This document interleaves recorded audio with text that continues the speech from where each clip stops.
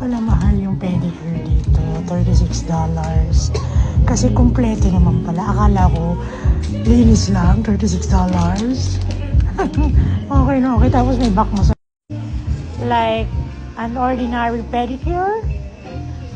I didn't think that there's a foot scrub, something, and back massage.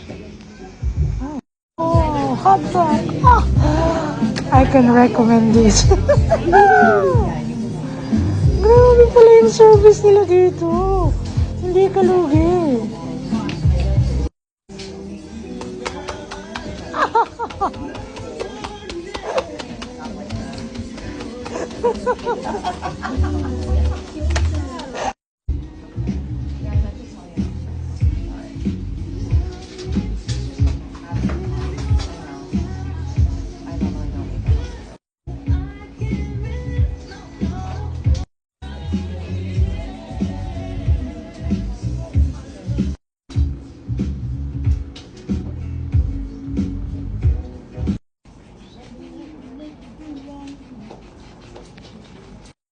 Grabe, masarap sa likod ng massage chair nila.